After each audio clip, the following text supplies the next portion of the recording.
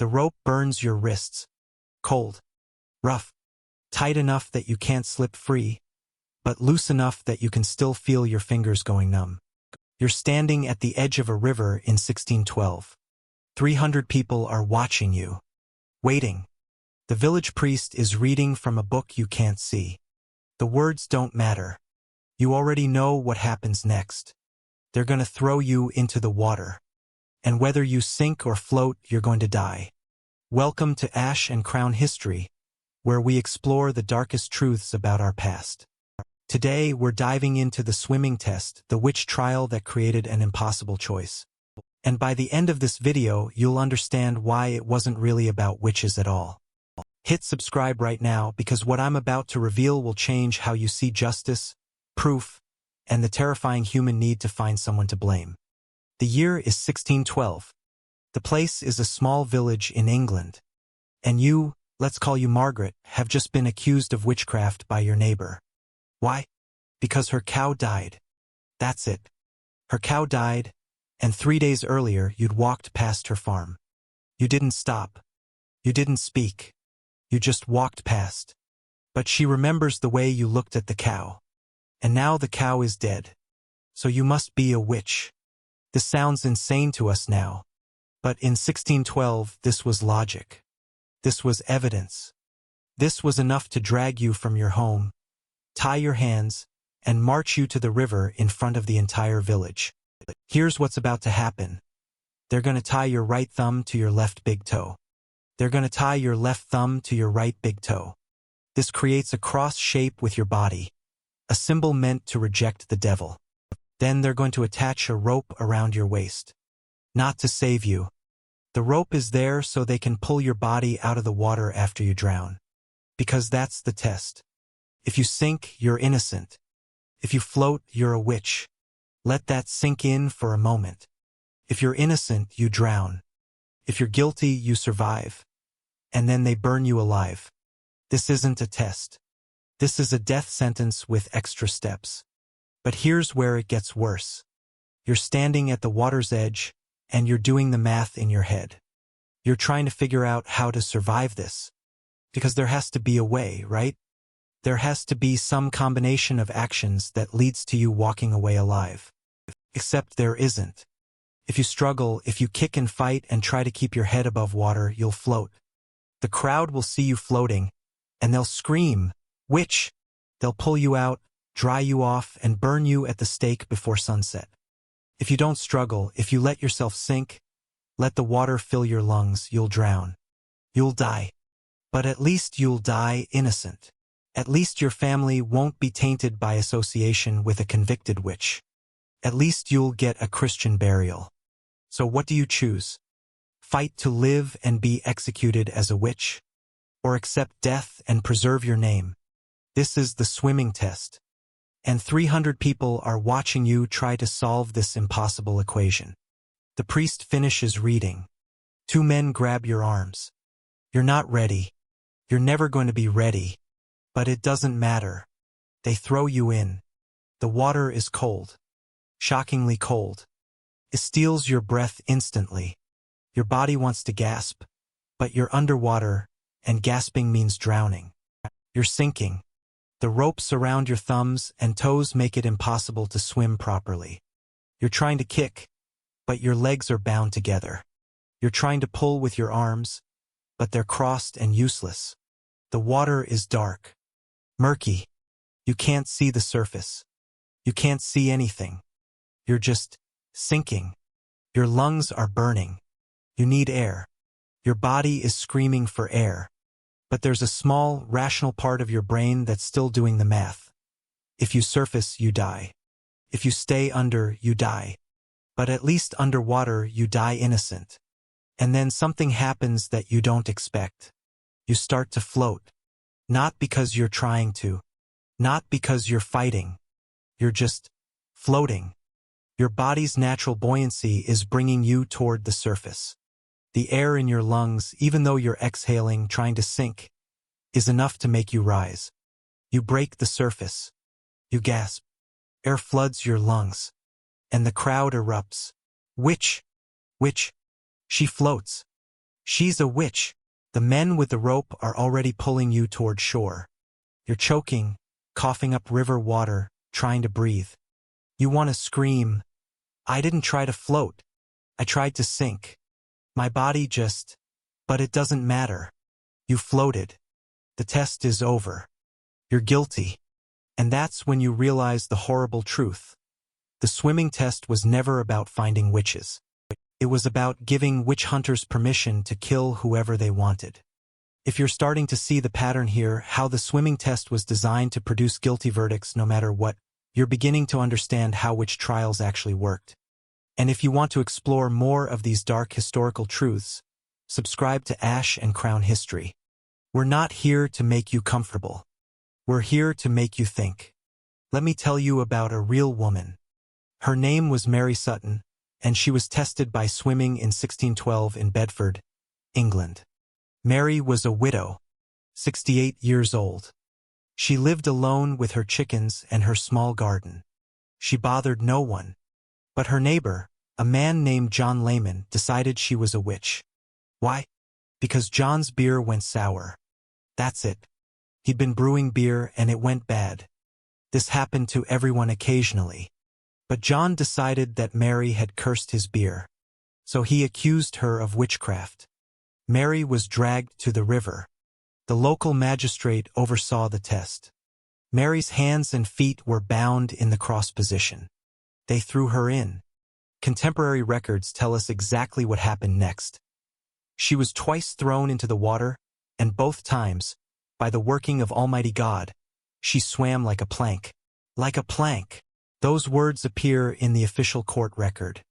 Mary Sutton floated. Not because she was magical. Not because she made a pact with the devil. But because human bodies, especially older bodies with less muscle mass, naturally float in water. Mary was pulled from the river. She was shivering, exhausted, traumatized. And the magistrate declared her guilty of witchcraft. She was hanged 3 days later. Her real crime? Being old, alone, and easy to blame when something went wrong. This is what the swimming test actually was. A method of execution disguised as a trial. A way to kill unpopular people while claiming you were just following the law. But here's what's truly disturbing. The people who created the swimming test knew it didn't work. They knew it proved nothing. And they used it anyway. Let me explain how they justified this madness. The swimming test is based on something called ordeal by water. This concept goes back centuries before the witch trials. The idea was simple. God would intervene to protect the innocent and condemn the guilty. If you were thrown into water and you sank, God was accepting you into his embrace. You were innocent. The water, blessed and holy, was receiving you. If you floated, you were being rejected by the holy water. The water itself was pushing you away because you were unholy. You were a witch. This is the logic. And on the surface, pun intended, it almost makes sense. If you believe in trial by divine intervention. But here's the problem. The people running these tests didn't actually believe in divine intervention. They knew the test was rigged. Let me show you the evidence. In 1597, King James VI of Scotland, who would later become King James I of England, wrote a book called Demonology. In it, he explicitly describes the swimming test and explains the science behind why witches float. According to James, witches float because they've renounced their baptism. When you're baptized, you're accepted by holy water. But when you renounce your baptism and make a pact with Satan, the holy water rejects you. Therefore, witches float. This became official doctrine. This was the legal justification for the swimming test. But here's what James knew, and what anyone who'd ever been in water knew.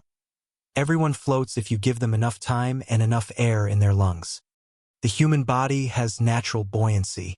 This isn't magic. This is basic physics. So why did James promote the swimming test if he knew it didn't actually detect witches? Because it wasn't about detecting witches. It was about social control. Think about it. The swimming test gave authorities a quick, cheap, and publicly acceptable way to eliminate anyone they deemed problematic. Old women who refused to remarry. Widows who owned land. Women who practiced herbal medicine. Anyone who was different, unpopular, or inconvenient. Accuse them of witchcraft. Subject them to the swimming test. Execute them.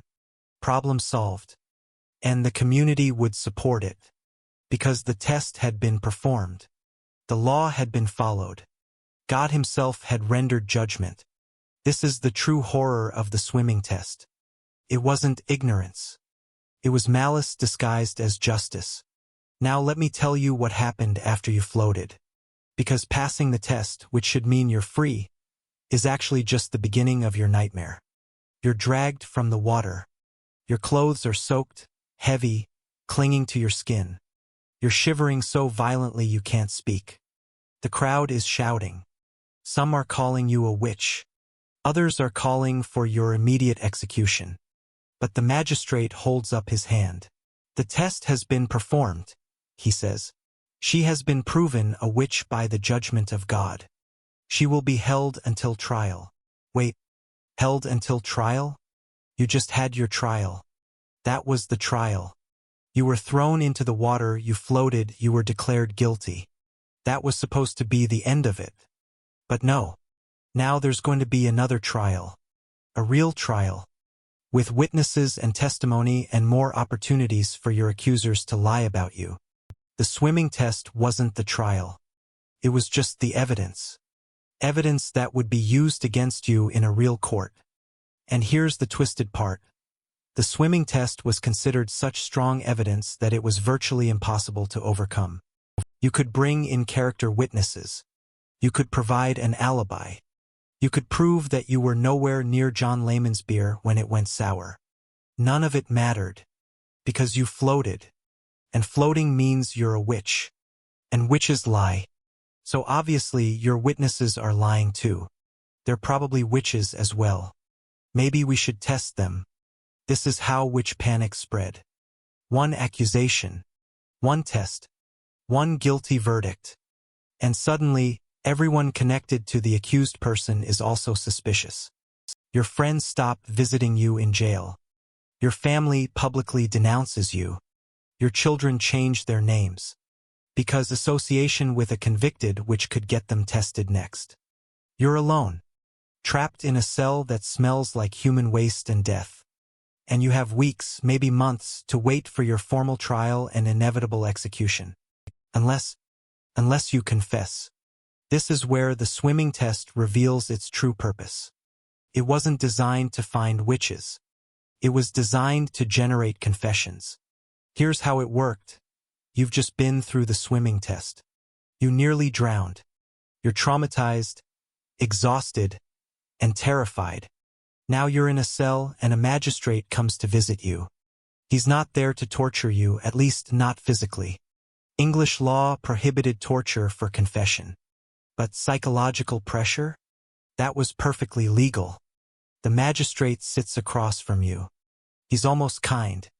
He explains your situation. You floated. The evidence is clear. You will be convicted. You will be hanged. But, and here's where it gets interesting, but if you confess now, if you admit to your crimes and name your accomplices, we can show mercy. We can make your death quick. Painless. We might even spare your family from suspicion. He's lying, of course. There is no mercy. But you don't know that. You're 18 years old or 68, like Mary Sutton. You're terrified. You're alone. And you just want this nightmare to end. So you confess. You admit to things you never did. You name people you've never met. You describe rituals you never performed. Because the alternative, holding out, insisting on your innocence, going through a trial where the verdict is already decided, seems worse. This is how the swimming test fed the witch hunt machine. The test produced proof of guilt. The proof generated confessions. The confessions implicated more people. More people were tested. More confessions were extracted. The cycle continued. And every step of the way, authorities could claim they were just following the law. Just seeking the truth.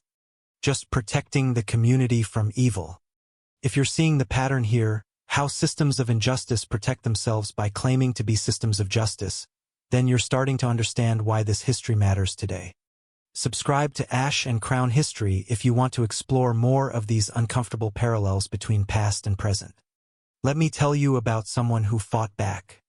Her name was Jane Wenham, and her case in 1712 changed everything. Jane was accused of witchcraft in Hertfordshire, England. The usual accusations: crops failing, livestock dying, people getting sick. All of it blamed on Jane because she was old, poor, and difficult. They subjected her to the swimming test. She floated. She was declared a witch. But then something unprecedented happened. Jane insisted on a real trial. Not a formality. A real trial with real evidence and real legal defense. Her lawyer, a man named Sir John Powell, decided to actually fight the case. And in doing so, he exposed the absurdity of the entire system. During the trial, witnesses claimed Jane could fly. Sir John asked, "Did you see her fly?" "No, but she must have flown to get from her house to the field so quickly. Or she walked quickly." "Impossible." Sir John turned to the judge. "Your Honor, I request permission to test whether human beings can walk quickly enough to cover the distance in question." The judge, bemused, agreed. They measured the distance. They timed how long it would take a person to walk it at a brisk pace. It was perfectly possible. Jane Wenham hadn't flown. She'd walked. Witness after witness crumbled under Sir John's questioning. The flying was explained. The curses were coincidences. The swimming test was revealed as meaningless, just a parlor trick that proved nothing except that human bodies have buoyancy. The jury convicted her anyway. Read that again.